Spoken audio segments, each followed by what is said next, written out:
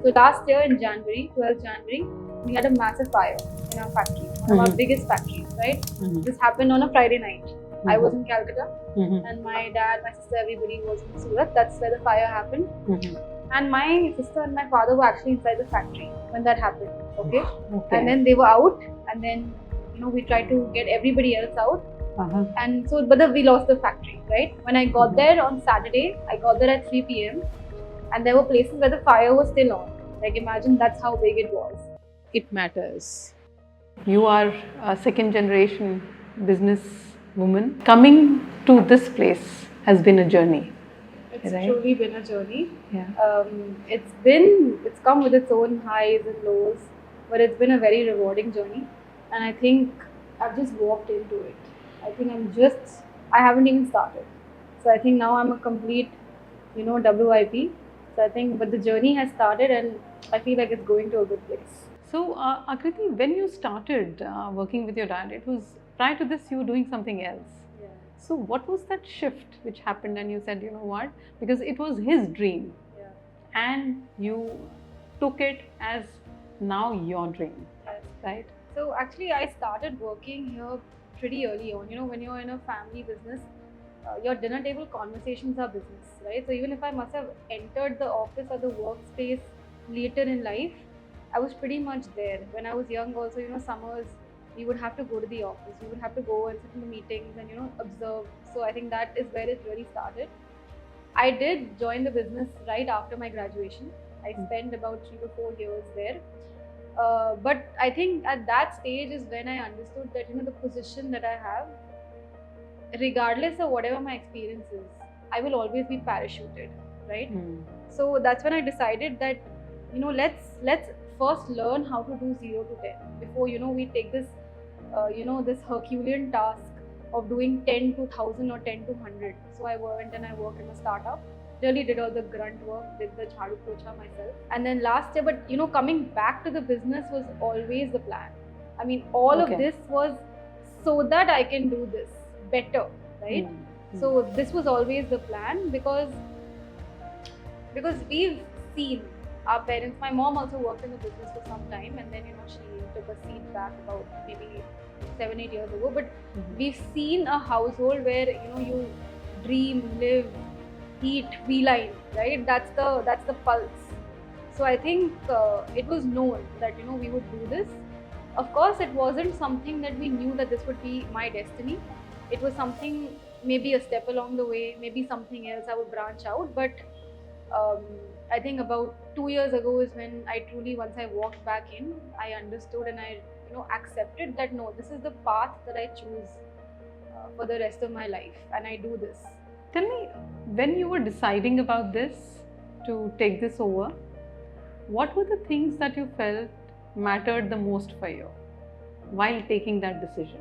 I think what mattered the most for me is to first assess that is there really a space for me?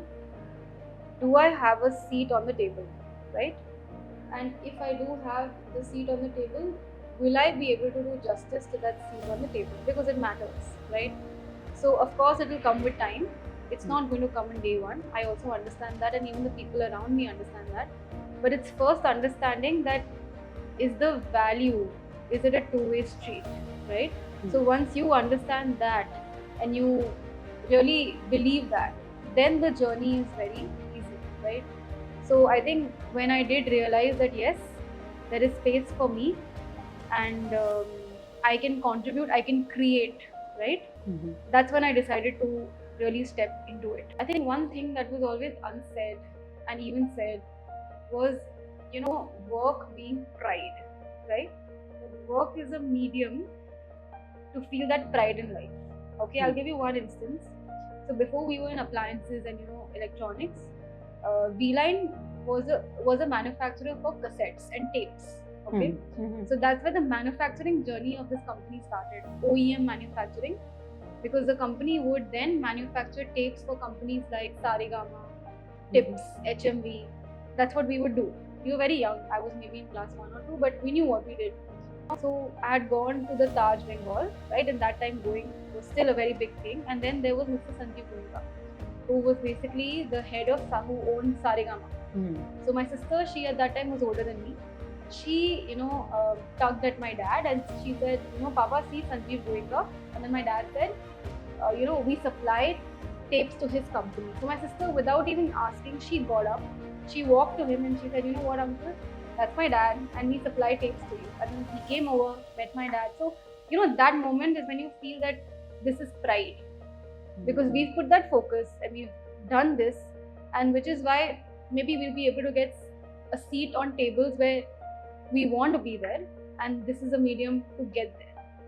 So Wow. that's something that I remember. And now when we talk about being suppliers for companies like Voltas, Blue Star, Daikin, on the way to maybe even having dreams of supplying to companies like Walmart and the Costco's of the world. So that's pride.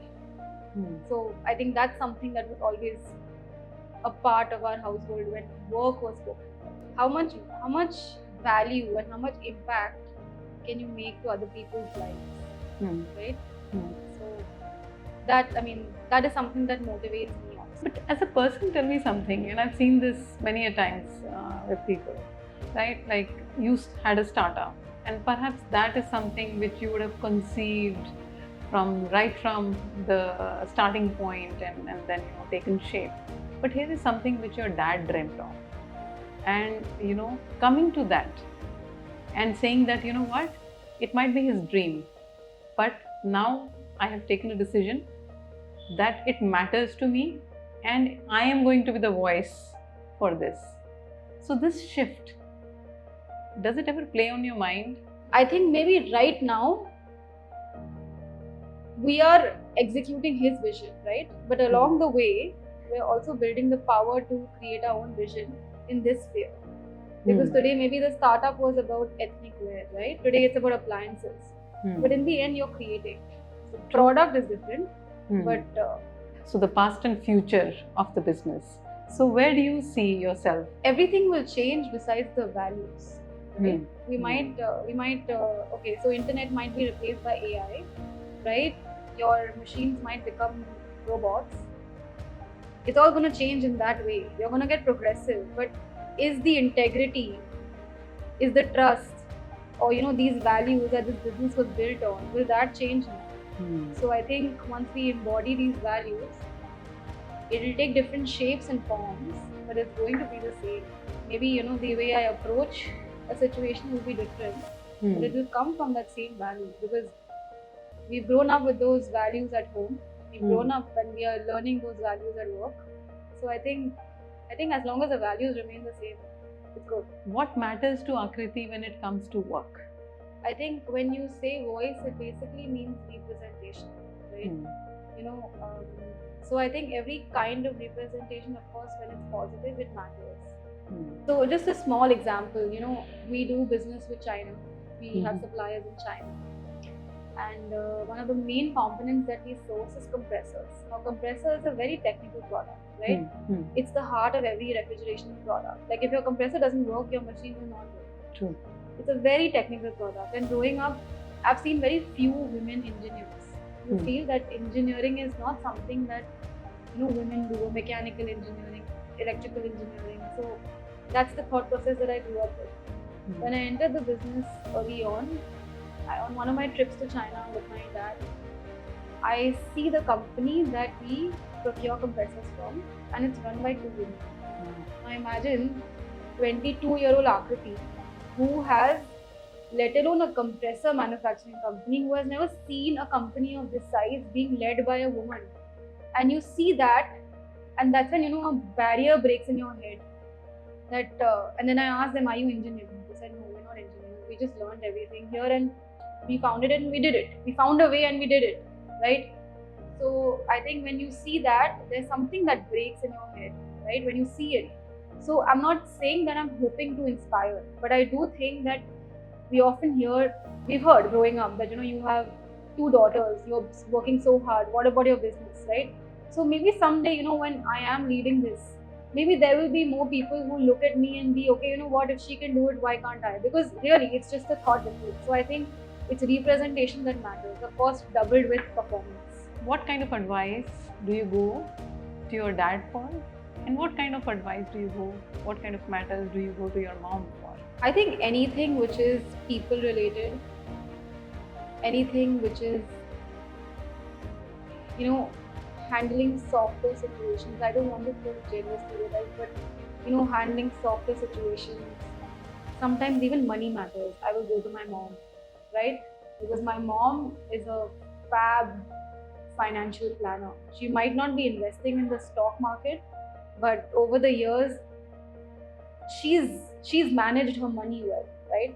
So matters of money, I will go to my mom. Sticky situations with people where I have to maybe brush someone off but do it politely, my mom. With my dad, it's a lot of when you have to make decisions where you know that you have to sacrifice, or when someone needs to push you, that you have to do the right thing instead what feels good. I go to my dad. Work, I go to my dad a lot. So these are some of the places where I go to my dad. Sports, I'll always go to my dad because he's an avid golfer and he's a sports person. So fitness, sports, nutrition, I'll always go to my dad. कई चीज़ें होती हैं जहाँ पे हम अपनी mother's को समझते हैं कि वो हमारी आइडल्स हैं, क्योंकि उन्होंने वो सिचुएशंस को बार बार हैंडल किया होता है. सो एडवाइस हम उनसे लेते हैं जिनको हम उस चीज़ के अंदर एक्सपर्ट समझते हैं, और वो एक्सपर्ट इसलिए समझते हैं सिचुएशंस में उनको डील करते हुए और एक्सेल करते देखा होता है. So that's the reason we go back to them. So I think that is the discipline that I take into work also. Discipline is something that, and grit. I think once I put my mind to something that I have to do it, I get away with generally doing it. Like when I was working in the startup, I had set up a goal for myself that in the first year I'm going to take 6 months to break even. And the e-commerce business is very, it is competitive, right? And selling a product where generally in the market the markup is 100%, we were only taking a 30% markup. So with the marketing, with everything, the goal was that in 6 months I have to break even and that's it, come whatever may. And we did do it. We had a plan to scale it up to a certain level and we did do it. So I think it's the grit that keeps taking you forward, right? Even with Beeline, there are a lot of customers that we deal with. A lot of my job is sales, right? So when we set out a target, it is difficult. Not saying I do it on my own, but it's the grit that takes me to that place that, okay, that's the goal, I need to do it. I'll find a way to do it. I always begin my meetings when we are doing some kind of, planning, saying, I don't know how we're going to do it. I have no idea, but this is where we have to do. So can you guys get on board with me and let's find a way, let's break our heads and find a way how we're going to do it. So, no matter what, I mean, you have to do it. Yeah, you have to do it. Tell me, because when you bring so much of passion, energy and grit to do something and it doesn't happen. I think first I have a good cry because that's important. I will have a good cry. And then I will get back up and I will, it's important to learn from the failures. It's very important because if you've not learned from a failure, then that failure will come to you again, because every failure comes to you for a lesson. I truly believe that. And once you learn, you take some time and you retrospect and you look at it, what could I have done better? You learn from that and then you move forward on to the next. And I'll give you an example. I'll give you how I came to this. I came to this life lesson of mine. So last year in January, 12th January, we had a massive fire in our factory, one of our biggest factories, right? This happened on a Friday night. I was in Calcutta and my dad, my sister, everybody was in Surat. That's where the fire happened. And my sister and my father were actually inside the factory when that happened, okay? And then they were out and then, we tried to get everybody else out. And so, but we lost the factory, right? When I got there on Saturday, I got there at 3 p.m. and there were places where the fire was still on. Like imagine that's how big it was. So that was a Saturday. I saw my dad, take his time. He took his time. He took a day. Sunday morning, he was back in the factory and discussing with the team what next. We have employees to take care of. We have customers to take care of because we were just walking into the season. And at that time, we were the sole suppliers for all our customers, right? So you took 24 hours and then you got on to what's next.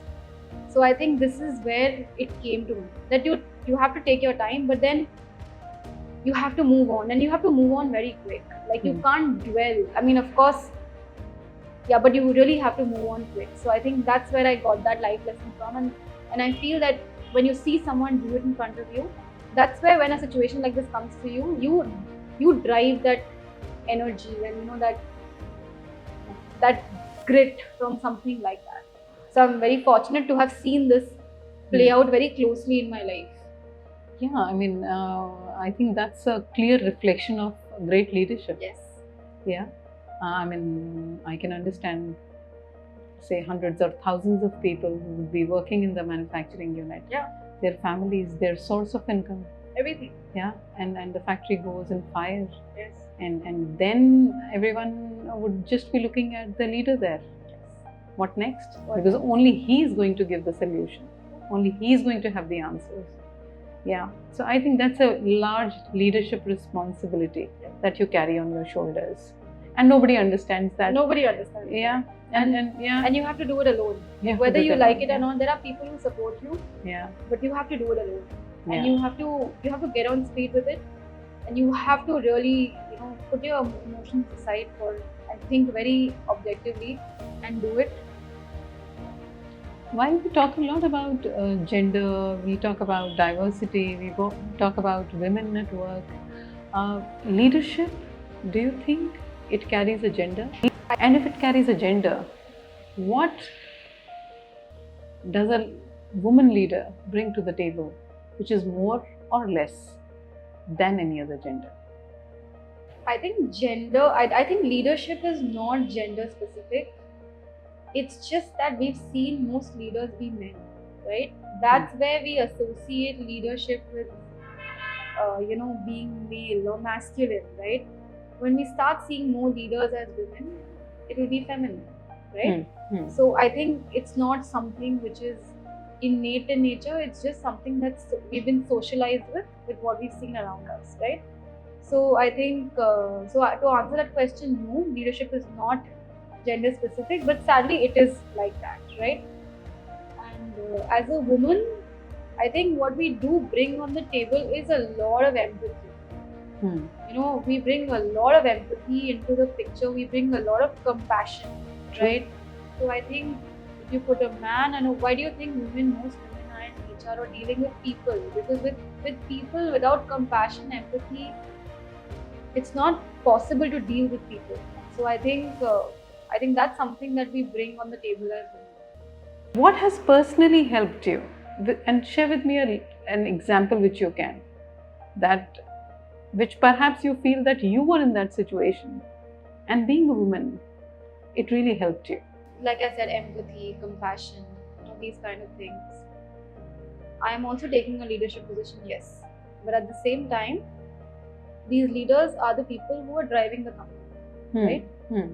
So as a woman, I am able to build a very comfortable spot with them, where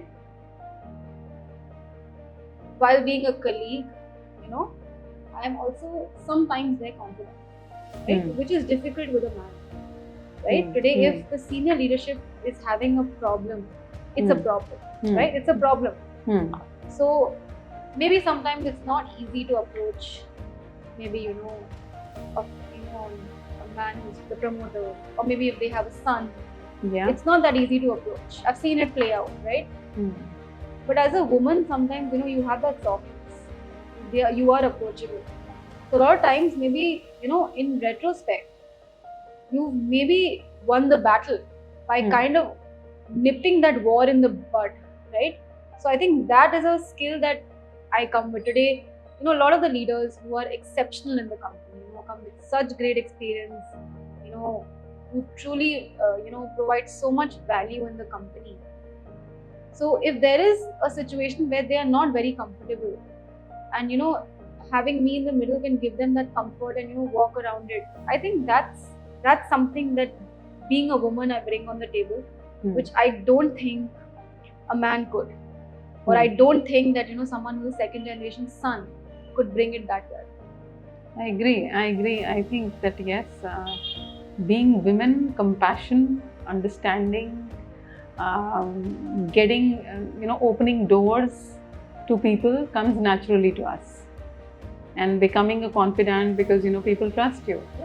Yeah. So like you said in the beginning also earlier that if it is advice about people, or if it is advice about something which is personal or something which is to do with money, you go back to your mom. Yeah, because I think women are seen as embodiments of certain things which they deal with very well. Because sometimes men see things as white and black, Yeah. right? Black and white. Yeah. But nothing exists without dichotomy, right? There is dichotomy in every situation, and we have to accept that. So we can see things as grey, and most situations the solution will come in the grey, right? So I think that is something that women can embody very well. And I've seen that with my mom also. At home you have your children, you have in-laws, you have a husband, you have this health, everything around, but there's one woman with that 10 arms who's standing and who is basically taking care of everybody's needs and doing it like as if it's it's done. Yeah. And if you put somebody else there, that person will struggle to cope. Yeah. Right? So I think it's juggling so many things while being in sticky situations. We're doing it with a lot of empathy. Yeah. What's your biggest fear, if I could ask you? I think my biggest fear is mediocrity. Being mediocre in life, in whatever I do. So which is why I run. So I'm not just running for fun. I have my marathons planned, right? Because I know that okay, this year it's 20 kilometers, next year it will be 25, and that's how I'll get to my 50. So yeah, so sometimes it gets too much, but yeah, that's how I deal with things.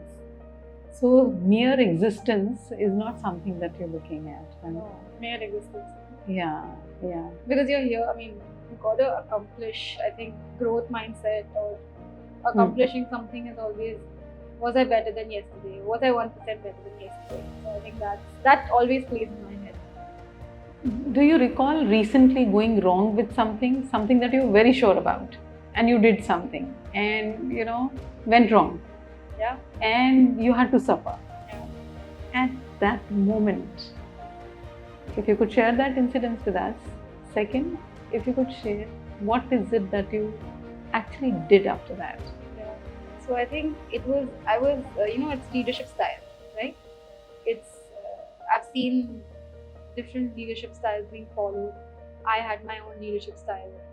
So a lot of delegation, a lot of not micromanaging, a lot of autonomy, things like that, right? So I played that out last year, and it didn't go very well, right? I lost control, and it wasn't good for the business, and it was a bitter pill to swallow, because I truly believe that everything in the opposite, whatever I was not doing, that was basically the most terrible thing you could do. Micromanaging, worst leadership style, not giving autonomy, no delegation of authority, worst leadership style. Then I did play out, and I saw it not playing in my favor. So somewhere, the belief system is kind of broken, right? So you question everything, you question all your accomplishments, you question, whether you even accomplish them, things like that. So what did you suffer? So I think, at work, I was handling a bigger portfolio. But when, this happened, and, we saw the crevices and we saw how this played out, my portfolio was shortened, it was made smaller, right? And we're talking about your dad's own company, right? Yeah, but in the end, performance is everything. If you can't perform, then it doesn't matter who you are. Yeah. So my portfolio was limited. It was almost halved, and I was asked to focus and do these things because delegation here almost came across as I'm not focusing. But so that was a big setback for me. And so performance matters even for you. Absolutely. Yeah. Absolutely. Results matter for you. Yes, absolutely. Because I'm also being trained. From the very beginning, I have to know that I have to give results. That's how the seat stays. Without results, the seat will be taken away like this. So what was the exact feeling that you had? I'm sure with a larger portfolio, and more people reporting into you. Yeah. Yeah, so people were looking at you as a boss today. Yes. So this is going public, Yes. this information. Yes. And next day you're stepping into the same office. Yes. Now you're having those people, Not maybe report to me. not report to you, maybe have those side corridor discussions. Yes. And now it's only this much. Yes. So how did you feel at that moment? That there were so many gaps that were left behind. There was a question that how could I have missed these things? Questions of, is this how a leader would actually, would this happen to another leader? These kind of existential questions come to your head. Self-doubt, a lot of self-doubt was there. Mm-hmm. But I think then you also, after you're done with the self-doubt, you also come back. And then you have to tell yourself that, okay, it's not 5, but it's 2. But I'm bloody well going to do these 2 like no one's ever done it before. Yeah. And then I'm going to win it back. Right? So I think that comes into play. So having that confidence, first acknowledging that it went wrong. Yes. I think this is very, very critical, because most of us live with self-denial. It's the same thing, in the business, when you look at your balance sheet and then you look at your cash flows. Oh yeah. Yeah, Yeah. This is exactly what it is. You can Yeah. live in that denial. You can look at your balance sheet, you can look at your P&L account and you think, okay, everything's going great. Yeah. And then you look at your cash flows. Yeah. Right? Yeah. Then it's a wake-up call. So I think this is the situation where, you're looking at your balance sheet, you're thinking, okay, great. Yeah. And then you see your cash flows and you see, but nothing really came in. So I think that's that eureka moment. And I think the quicker you accept it and move on and not take it personally, the better it is for your business. True. Not for you, but for your business. So you understood where you went wrong. Yes. You tried to, now you're trying Yes, to I'm cover trying. those areas. Yeah, so that you get that and get it better. Yes, get it better. Get it better. So that now you're even more deserving Yes, to get that. get that. So that. So in a relationship, what you see is companionship, Companionship, partnership, partnership, respect for each other. respect. Yeah. Respect is number 1. Yeah. Respect in any relationship. Parents, children, sisters, employees, employer, even the people who work for you, everything. Respect is number 1. So that is what matters the most. The most non-negotiable. Today, even your pet, if you don't respect your pet, the pet won't respect you. That granular level, right? So I think respect is very important. What is it that doesn't really matter to you, Akriti, when it comes to personal relationships? I think similar traits. I think, let's say today I'm someone who's very disciplined. I don't expect people around me to be very disciplined, right? So I think I'm not looking for someone who's like me or a clone of me. They don't have to enjoy the same activities. I'm very happy meeting very different people and having very different people in my life, because that gives me the opportunity to see life from a different angle. That अच्छा life ऐसे भी हम जी सकते हैं, right? Because we know life for what we see, how we live it. So kabhi, today, let's say I'm a very structured person, but I also have friends who, let's say have no structure in life, who work from 3 to 6 in the morning, things like that. So I think when you have people like that, you get to listen to different accounts of life, which I think is a learning experience. In life and in leadership, it's important to show up every day. Every day. And no matter what. Yeah, no matter whether you are okay or not, whether you've had a bad day at home, whether you're going through a bad phase, whether you're having a health issue, no matter what. Do you agree to that? Yes, absolutely. That very innate nature to nurture, and to nurture with all your heart and to nurture with all your commitment. True. So I think that's exactly what it is, whether it's a child, or it's a business, you have to nurture that business or your child. How many times do we genuinely understand the other woman rather than always trying to spot that gap? and trying to find out what is missing. Let me just try to find what is missing in this woman and try to pull that back and pull her back, rather than standing there, encouraging her, applauding her, acknowledging her, understanding that she would have also done whatever to reach that place, right? So, what are those things that you feel that in your capacity you would like to do for women and to bring more women, to work, because that really matters to us as a society today. I think see, what worked for me was that I have always, touch wood, had a very good support system. There is nothing that I have been told that you can't do. And even if, someone has told me you can't do it, the resolution to do it even more is even stronger, right? But that's come because there has been a lot of support.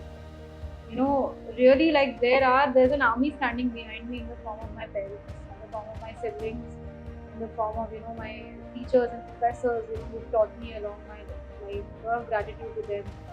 So these people have pretty much, brought me here. I cannot say that, I have come myself. It's because nobody has told me that, oh, you Akriti, you can't do this. Everything that I am, it is because of this support system. It's because of, people around me. So I think as a woman, the only thing that we need to do, or what is at a young age when women are growing up, keep reinforcing it. Keep giving that support, even if it is just in the form of moral support. Yeah. Every cell in the body needs to hear it, that there is nothing that you can't do, that you put your mind to it. There is biologically, physiologically, emotionally, physically, there is no barrier. Sociologically, there's a barrier. There is no barrier. Okay, you can't lift as much as men can, that's fine. But today, even on day one, even a man can't lift 5 kgs, even a woman can't lift 5 kgs. Okay? So to keep flexing that muscle, after 10 days or 10 months, you'll be able to do it. Akriti, it's possibly a few who have been privileged. Yes. Wherein I think whatever. So I would just echo what you were saying. Right from the support, I would say encouragement, the trust, the belief, and the kind of confidence that the family and the extended social environment gave. Perhaps because also they knew that, it was not very normal what they were dealing with, right? But at the same time, I think there is still a lot more which has to be done. But I think what really matters is what we want for ourselves. Yeah? How we see ourselves. For you, if 10 years on, how would you like people to know you? And what would matter the most to you? I think professionally, 10 years down the line, I think what would really matter to me was, of course, with the company doing well, those things are given, right? Growth, all of that. What really would matter to me and make me really happy would be that people who come into work are really happy about where they come into work. Where they feel that, I'm not coming to work. See, 100%, not everybody, not 5 fingers are the same. So everybody, but I feel majority of the people, they come in feeling that, I have given value, I have gotten value, and it's a good, I'm happy about working where I am. I think this has been a great interaction for me. I personally feel that when I met you for the first time, I thought, here is a second generation, another one. Yeah. There are too many. Yeah, in their own right. But seeing a young lady taking over a business which is not very glamorous, pretty industrial, but somebody who has head on top of her shoulders, knows what she speaks, knows what really matters, something which is very, very, I think it makes a very positive impact. So it's not just about inheritance, it's about what you have inherited, and you have the voice to make it your own. So thank you very, very much, Akriti. It's been great to be here, and I think you made me also really ask myself what really matters. We go around life, it's like a clockwork, right? You've given me that opportunity to stop, to pause, to remind myself, to ask myself what matters in life, what matters at work, what matters personally to Akriti, what matters, you know, in the leadership that we, practice. So I think it's been great to discover myself in this conversation with you, and thank you for having me.